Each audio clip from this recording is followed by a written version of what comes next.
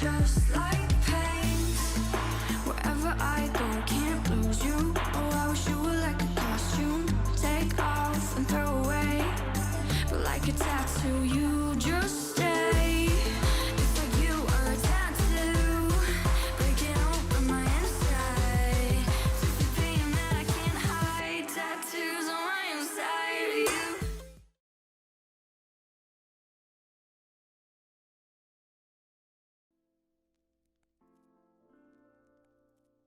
You. My name is Jardim.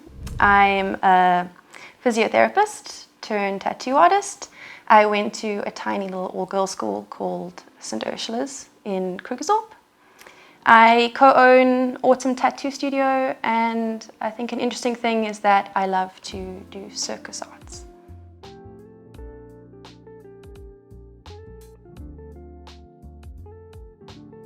I actually was just very, very lucky. I was studying at the time. I was studying physiotherapy, and on the way home I was stopping at Fallen Heroes, a really amazing tattoo studio, and I was just spending a lot of time there. I spent hours watching their artists tattoo, and I just fell in love, and I would spend all this time there. And then when I qualified, I found myself working in ICU but thinking about tattooing.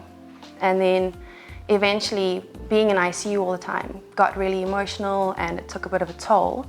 And they saw that because they'd known me for so long, and they offered me an apprenticeship. And honestly, I am forever grateful for that, because it changed my life.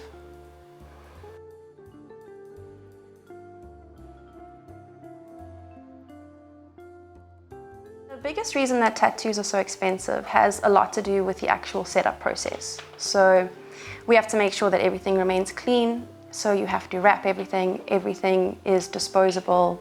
We have to send everything that we use off to be incinerated, so that costs money. And then on top of that, what we're doing is in your skin forever.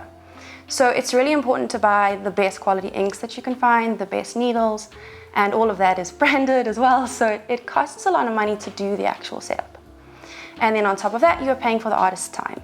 And the more experienced that the artist is, the more they can charge. And obviously, as they get better known, they can also charge more for that. So setup plus experience is what you're paying for.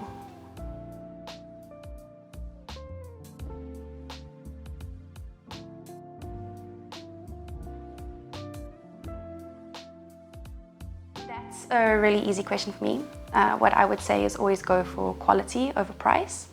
The biggest thing is that that tattoo is going to be on you forever. So you need to know that you're getting exactly what you want. And these days it's really easy to find all the artists out there. It's on Instagram, all the social media platforms. You can find an artist that you love and you resonate with. And then from there you can take the time to really save the money or get on their waiting list. But then at least you know you're getting exactly what you want and you're not compromising.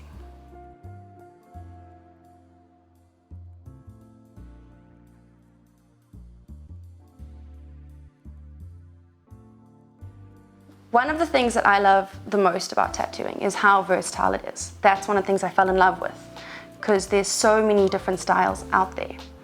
I love that one day I can do a script piece or a tiny matching tattoo on a grandmother and her daughter, and the next day I can do a really massive lion's face. So I try and say yes to all styles because they all bring something different, they're all exciting, and then every day is different.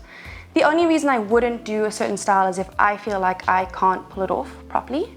So it's more the things I'm scared of would be full color realism. So I don't do too much of that because it's scary. And I avoid doing family portraits because again, that's something you have to get exactly right. So I'll do portraits of models and all of that. But if it's someone's kid and you make a mistake, it's forever someone else's kid.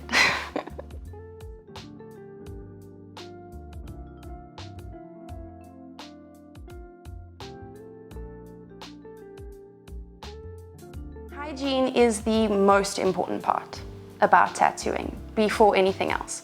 And when you get an apprenticeship, that's what they drill into you. From day one, for 6 months to a year, that's what you do. You clean, you learn breakdown, setup, clean hand, dirty hand, and they will shout at you if you get anything wrong. It is the most important thing, because it's no good if you do a really excellent tattoo, but you give someone MRSA or a bloodborne pathogen or HIV, hepatitis. These are all very, very real things that can happen.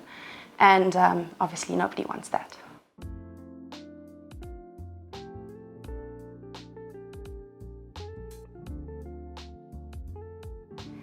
There's a lot of things you can tell people that want to get into tattooing about their portfolios and all of those great things. But my biggest advice would be patience. Have the patience to find an apprenticeship, because if you find an apprenticeship, you learn things correctly from the beginning. You learn the hygiene. You don't have to make as many mistakes because there's someone watching you and telling you before you make the mistake. So it's really worth waiting for an apprenticeship. My second thing would be then be patient in that apprenticeship, because it takes time. It's not nice.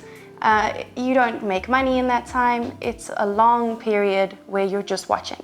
But then again, be really patient with the watching, because you could spend 6 hours watching someone tattoo for the entire day and only learn one thing.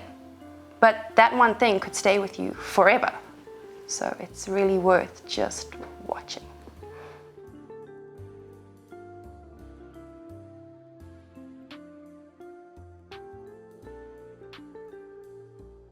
That is a tricky question, because a lot of people feel like you should not run a tattoo shop if you are not a tattoo artist. And I can understand where that comes from, because tattooing is way more about passion than it is about business and money. And yes, of course, business and money are very important, but what you're doing is an art, and to understand it is really important. Having said that, I have worked for a couple of shops that are run by people who have never tattooed.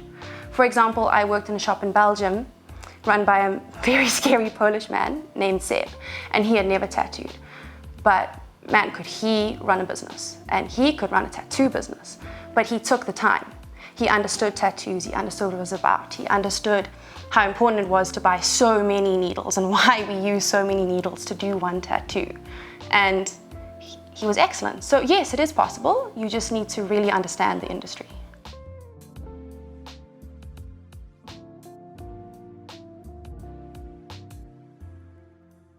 I was not expecting such a difficult question. Anything in the whole world? There are so many things that I would change.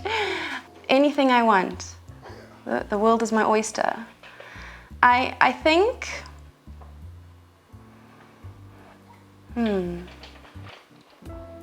I think if I could change one thing, I would want to change something that would then have a knock-on effect and change everything else. So I would want everyone to have what they need to be happy and be able to do what they love, because if people are comfortable in doing what they love, maybe we'd have less reasons to do horrible things to each other, and we could all do the things we love. Is that a terrible answer? I mean well.